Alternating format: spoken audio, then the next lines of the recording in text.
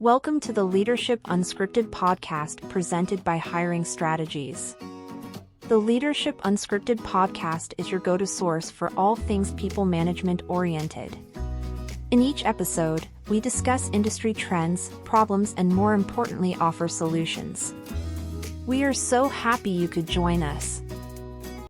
This is Leadership Unscripted. I'm Kim Leifson with Hiring Strategies. And today I'm really excited to have Sarah Jantausch here to talk with me about the career side of things, because Sarah is a career coach. Sarah, do you just want to tell us a little bit about what you do and what makes you different than most career coaches that we all meet? Sure. Kim, first off, thanks so much for having me on your podcast again. It's great to be here. I am the founder of SRJ Coaching and Consulting. You can find my work at valuesbasedcareers.com, which that gives you a nod of a little bit of what I do. A lot of career coaches will work with individuals throughout the process of finding a job or transitioning. I really focus on that values-based element.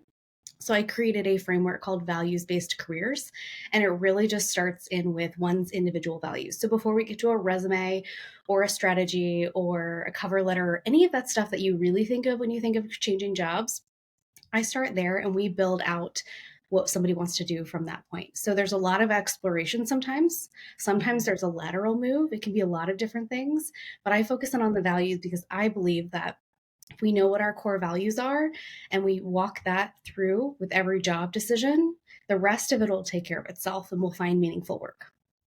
Absolutely. Amen. And I think that's the piece that's missing today, between, and what we're going to talk about is, gosh, I can't get an interview is what I'm hearing from everybody who's applying for jobs. And then I'm also getting, gosh, I can't find any employees. It's like, there's a disconnect here. And I think part of that disconnect is exactly what you're talking about. And it's this self-reflective, what is it that I actually want and need? And then being able to translate that into questions and exploring the employer's culture, exploring that leadership. And without doing the piece that you do, Sarah, people don't know what to ask. They don't know. They're not focused on what is it that I want and need. And what kind of an environment and leadership structure am I going to thrive in? They're more focused on just getting the job. And then they get in and find out this isn't really what I wanted, or what I need, or a place I can be successful in. So I appreciate that's part of what I love about what you do. It's really getting at the heart of that. But today I want to talk about some of those things that you run into. I talk a lot about the employer side and how employers can be different to attract, engage, and keep top performing people. But I don't think candidates are necessarily hearing what are some of the reasons they're not getting the interview. What is it that they could be doing different? And we'll talk a little bit about the employer side too, because there's a lot of things going on that overlap, I think, to create this kind of perfect storm. So if you don't mind jumping in and just telling me, let's start with what's the thing that candidates don't know that is maybe getting in their way and they don't know it's getting in their way? Well, this is such a good question. Honestly, I think the biggest thing is that they don't know what they actually want. Yeah. And what I mean by that is frequently when I talk to individuals, I ask them like, what are you looking for? Like, what do you really want out of your work? And there's usually these like grandiose ideas. Like if I could, if money weren't an option, I would do this. There's usually a lot of truth and nuggets in that. But usually what I get when I ask about somebody's core values is, well, I want this salary and I want it to be this work model and I want this type of boss. Usually not that third one. Only the ones who have been job searching for quite some time or have had bosses that they don't jive with. And usually it's those things. And we have to like peel back the onion and go, but no, what do you really want? Because I think a lot of people, including myself early in my career, would walk into a job interview and what do? You're trying to get the job. And so you comport yourself to get the job. The resume, the outfit you put on, all of the things. And you're trying to get this job, be the best candidate. And when really the first and foremost thing we should be thinking about is what do you want? Like, what do you actually want out of work? The work, not just the work model, but like, who do you interact with best? If you identify that maybe your leadership style in that interview is not going to work for you, that's probably an orange or potentially a red flag. Could that leadership style work for somebody else? Yes, absolutely. But is it going to work for you? No. And so knowing those little things, that what somebody really wants, that's the thing. And I think we don't spend enough time thinking about that on the front end of a job search, which is why you walk through an interview, you get that offer. And if you're sitting there and you're going, I hate my job, I want to rage quit, I need out now, you're going to overlook those red and yellow and orange flags and go, okay, it's not going to be that bad. I'll accept the job offer. Or I'll Yeah. negotiate a little bit more money and the money will make up for it. But it doesn't several years into the job. Right. So that's the biggest Yeah. thing. Yeah. It's, I see this happen in a couple of instances. I see it happen with people who just aren't thinking about it. I also see it with people who decide what they want to do at a very young age, or think they know what they want to do at a very young age, and follow that career path to the end, and then go, wait, this isn't what I thought it was. Do you see that? How often does that happen?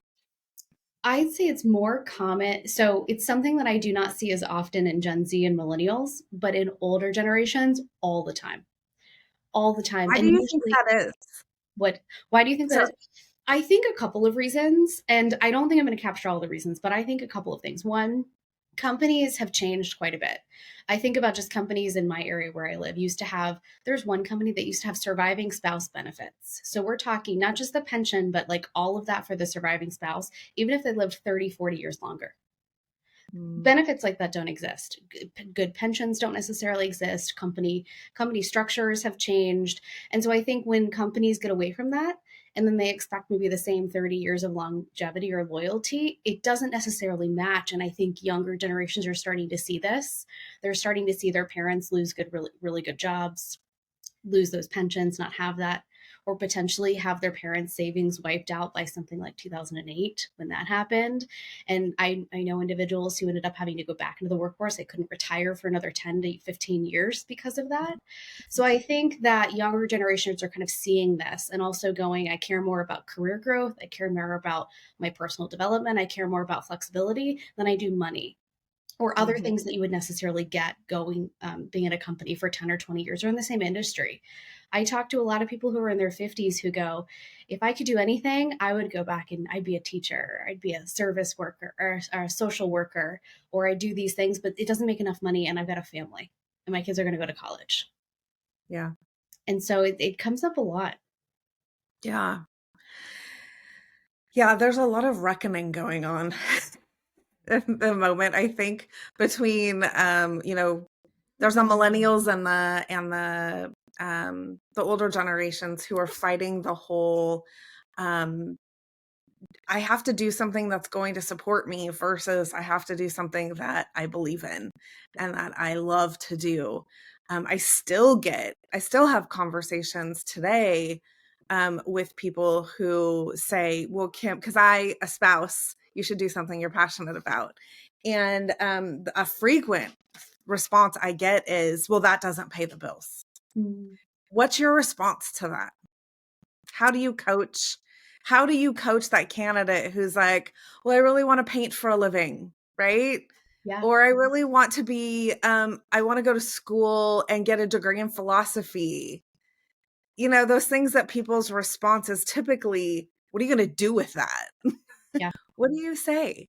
What's your coaching around that? So a couple of things here. One, there's the element of, does it really not pay? We can go look at the numbers and the data, right? We've got tools for that.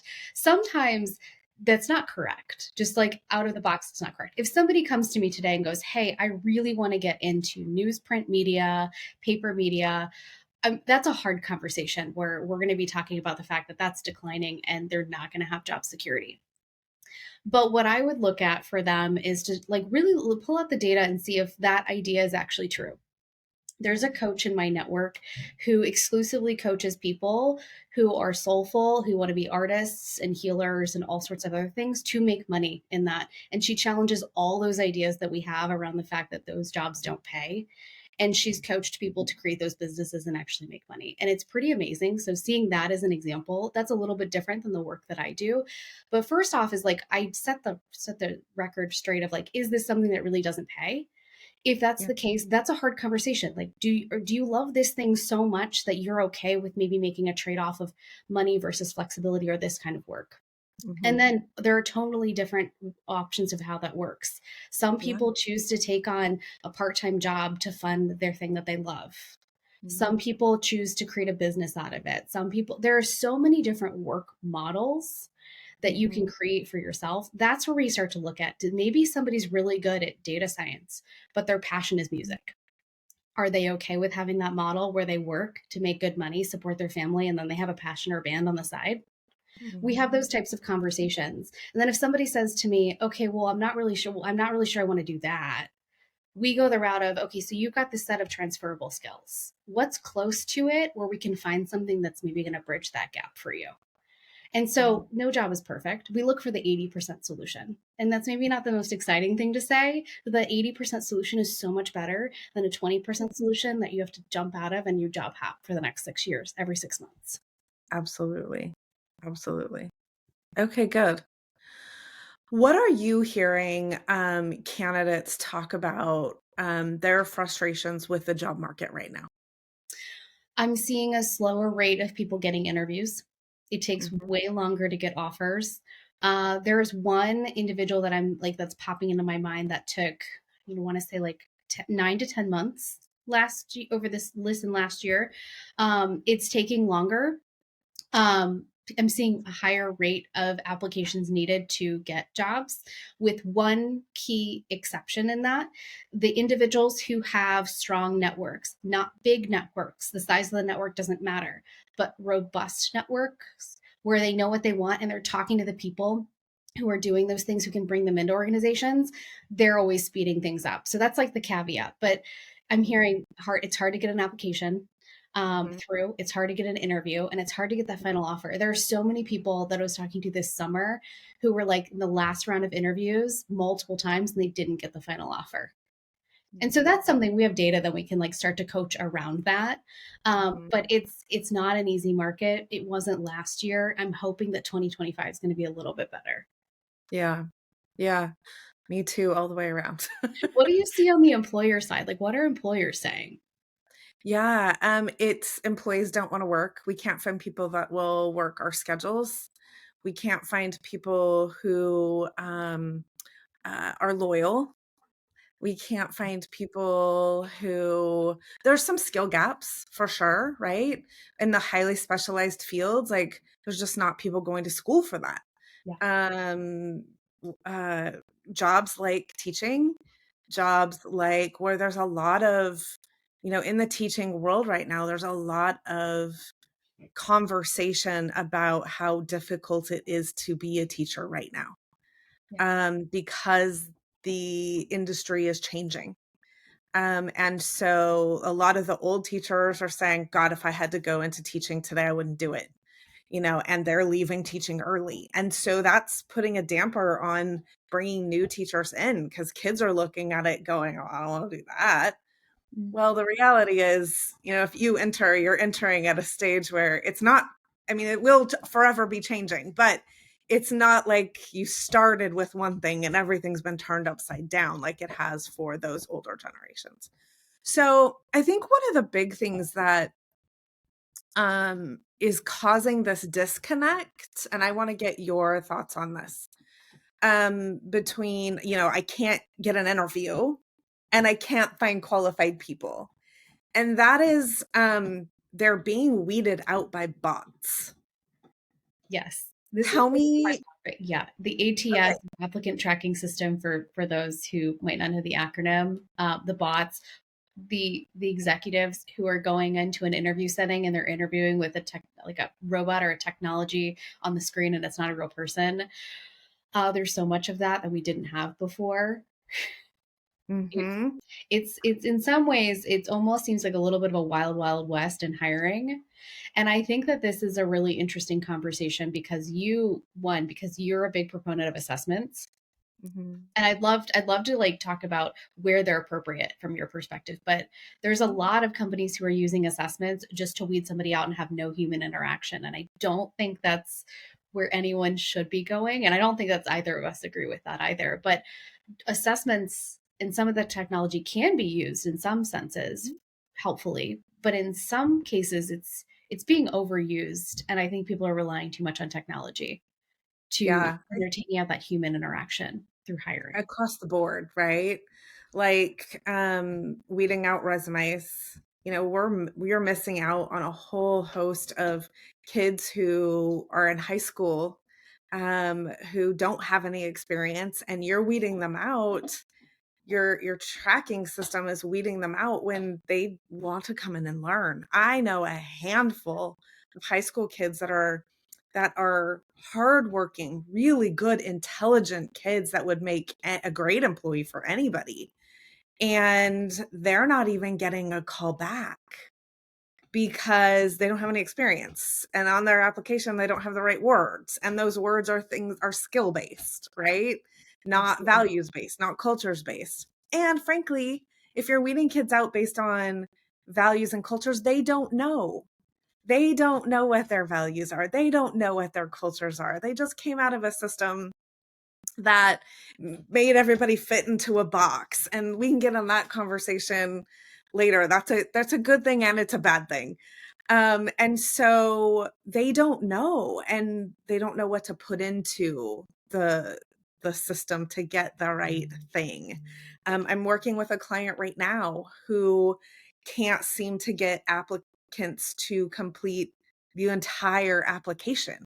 They're only filling out part of it. Well, what we discovered was it's also asking them to upload a resume.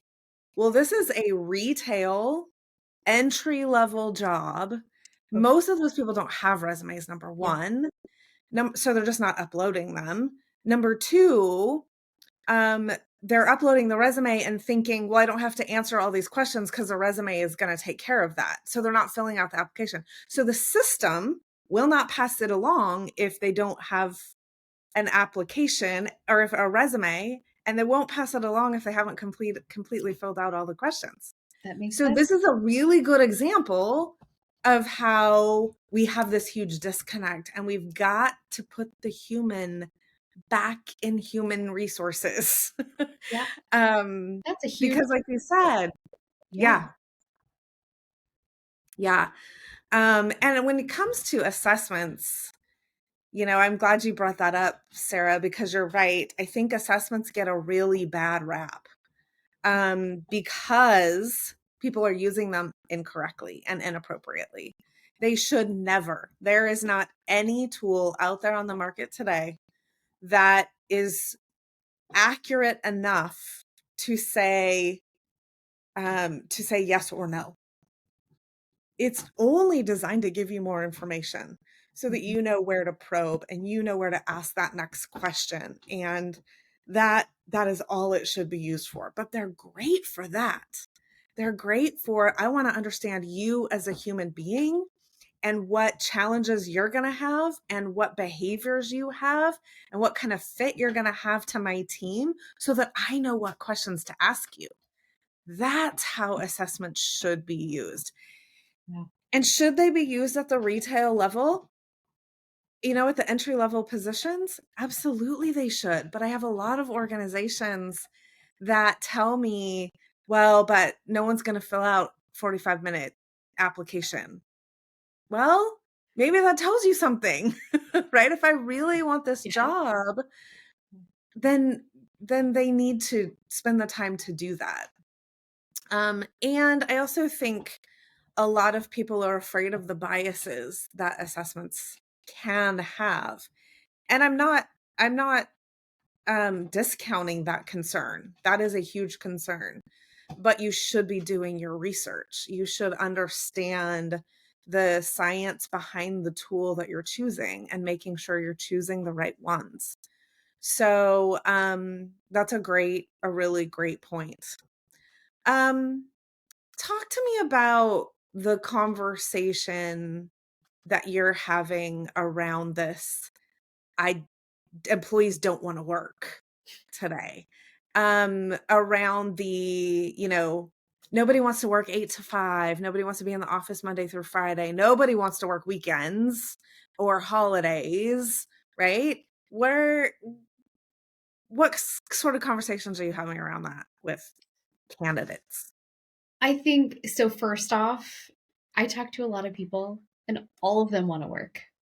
They want work that feels aligned with them, meaningful, allows them to pay their bills, right? Maybe be able to do some fun things on the weekends or whenever they happen to do it. So I have not run into somebody who has ever said to me, I don't want to work. I mean, then Yeah, again, maybe those people are probably not going to talk to a career coach. But with all of that being said, I think sometimes that blanket statement of people don't want to work, that needs investigated further because people don't, it's a really nice sound bite that might be true if we go like the 10,000 or 20,000 foot view, but if you start to get closer and closer and really investigate the why are people not applying to the job, why are people not accepting the job, why are people not doing this, I think that's when we're going to get some rich insights. And that's a lot of things of maybe it doesn't, I mean, maybe the pay is not market based and people are going somewhere else. Maybe they see what's involved in it and it doesn't align. There are so many things. And so what I'm finding is it's not that some people actually want to work weekends and they want a couple days off during the week. Some yeah, people want to work, a Pacific schedule versus an Eastern schedule. Some people like what I'm finding is that people are really looking for work that aligns with who they are so that they don't feel like they have to dread work every day. They can get up, they can go to work, they feel like they're contributing to the company or the organization or they're doing something. Even if they're agnostic to what the company does, they want to be able to feel like their work integrates with their life. This yeah, idea of work-life balance, I don't know if it really exists in the way we want it to. Work life integration, though, that does.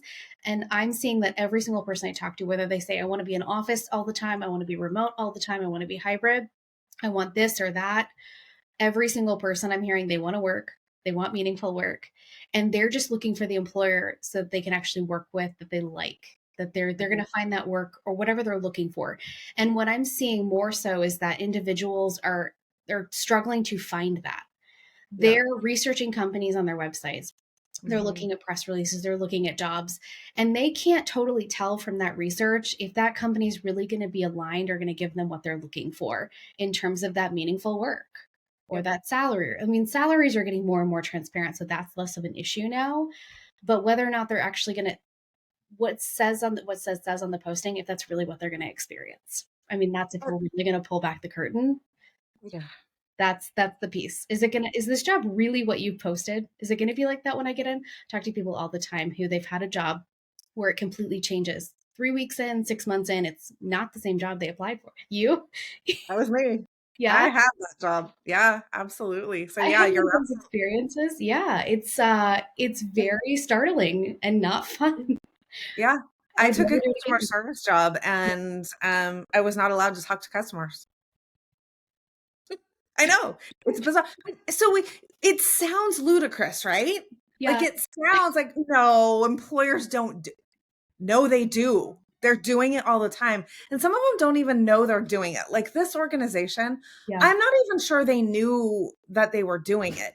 They were just defining customer service different than I did. And so in their Mhm. job descriptions, they're not describing the role as it would apply to me. And so people come in with preconceived notions about what that means and what it should look like.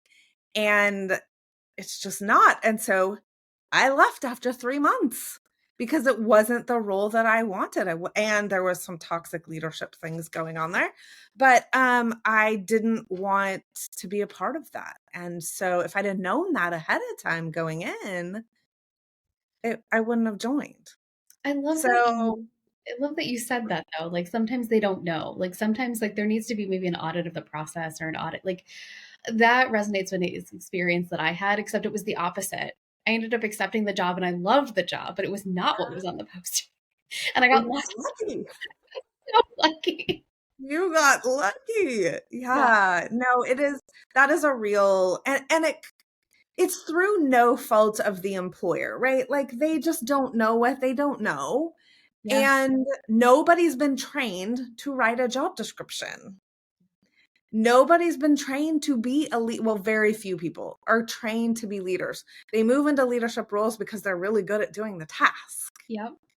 And so we've got to get better about moving people into leadership roles and doing leadership training from the get-go. And meaning not just your high potentials should get leadership development. Everybody should get leadership development because Yeah. leadership is about influence and impact. It's not about direct reports. Yep. So we really need to start talking about that. How many of your, and this could just be based on the clientele that you serve, so I'm just curious, how many of your candidates that you talk to don't get the job or don't get an interview based on things that have nothing to do with job performance? So I'm thinking about things like what they wore to the interview. They had spelling mistakes on their resume. Maybe they have tattoos or piercings or those sorts of things. What are you hearing around that? Because I see that as a huge barrier as well. We have these It is. preconceived notions about these things that have no impact on the job at all. And we're weeding those people out when they're really good candidates and hard workers. We just can't get past it in our own heads. Yeah. What are you hearing on your side? So usually those people are the ones that have come to me and they have gotten really far in an interview process and they have no feedback from the organizations they've interviewed with as to why they're not advancing. Or they get this boilerplate of like, you're great, you've got these skills, and they get nothing from them. And so that's usually when it's a moment where like we have to kind of explore what could be the other options. Unfortunately, that pops up, but usually those candidates get the least amount of feedback to be able to understand. And it's because I think that we don't want to discriminate or say that we're discriminating from a company perspective. And so we avoid saying anything at all, which is problematic because then the candidate doesn't have that feedback that they need. So it's Well, and I think a bigger issue is you're missing out on candidates yeah, who are really qualified, yeah, technically sound employees who could do amazing things for your organization, but you're weeding them out because they misspelled a word on their resume. yeah, yeah. Or they have a nose piercing. That does not impact their ability to do a job in any way, shape, or form. There might be some health in some, I can't think of any off the top of my head, but there might be in some healthcare sorts of fields, there might be some, if you can't wear earrings and you can't wear jewelry and you can't wear, Yeah, that might be one thing. That's a I can different imagine that. conversation, right? But in general, um, when you're reading them out based on things that don't have to do with the job, that's causing you to lose good candidates. Yeah. Have you seen, I've been seeing more and more organizations and states, even like state employers, go towards skills-based hiring. And I think the more more industries go toward this, I think that it's going to solve this problem. But there's still a lot of like the market across the country that's not on board with that yet. Yeah. Yeah. No, I agree with you. And I think skills-based hiring is good. I think the challenge for that reason, the challenge with that I see is that now we get them in because they can do the skills, but they don't fit behaviorally. And so we've got to add both pieces. If you're adding both pieces and you're doing behavioral assessments and you are doing skills-based hiring, then yes, I think that's the sweet spot, right? Yep. You've got both operating at the same time and you're going to have fit and qualified people and eliminating some of those biases that we were talking about. Absolutely. Okay, so tell me, you mentioned this before. Tell me more about the interviewing bots what's the general consensus from candidates on that experience? So the most wild ones I've heard are the people who show up to an interview and it's literally they're interacting with a screen. Like there's no human element. It's either AI generated, and it's not usually like an AI generated face, but if you've ever interacted with ChatGPT, it's kind of like interacting in that way, but there's a verbal component where the candidate is being interviewed the entire time in terms of they're being recorded. Those are the craziest ones. And what I have noticed is the more senior level people, some of them just completely opt out of the process.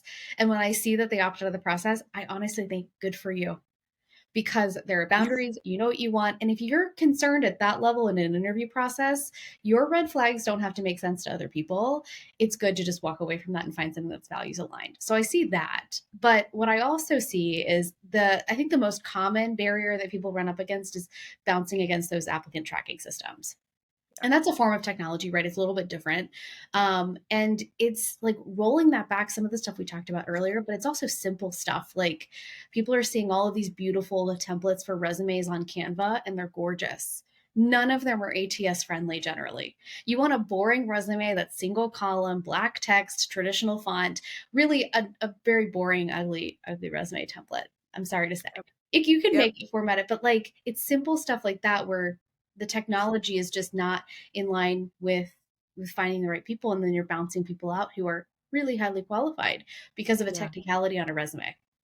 Yeah. Well, It's and I think amazing. we're also, we're taking the human out of it and then expecting them to be human in the process, right? So it says something about you as an organization if you're using this technology, especially interviewing for high level positions, right? That, okay, if you can't take the time to have a conversation with me, what are you going to do when I have an issue that I need to come to you with? Yeah, So this is the candidate mentality towards those kinds of systems. And I think it's an important absolutely. conversation that we need to start having. Yeah. What else? What am I forgetting, Sarah? What are some of the things that you're seeing that I don't even it's not on my radar screen because I'm working on the employer side. Yeah. So I think one of the things I keep seeing is, we hear a couple of months ago, I was in an economic forum, and like in one of the regions in my state, they said if they could hire 2,000 engineers today, they would.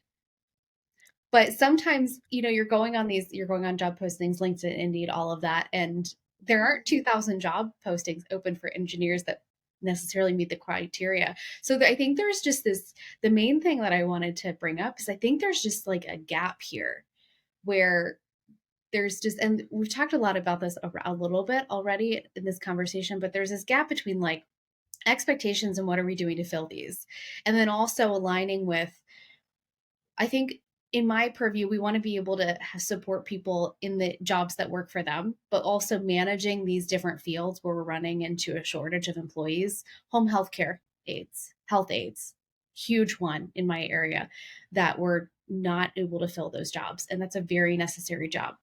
It doesn't pay as lucratively as some other medical professional jobs. I think things like that, this is a bigger problem than just like an employee to an employer problem to solve this. But if we can't even match up, you know, I can't find people because they don't want to work, and I can't find jobs that allow me to work the way I want to. We got to start there. That's like the basic thing. Right. Absolutely. Awesome. Well, thank you for spending the time this evening. I know it's later your time than it is mine, so I Oh, appreciate you being willing to have the conversation, and also for just dealing with some of the technical difficulties that we were having earlier. it's all good.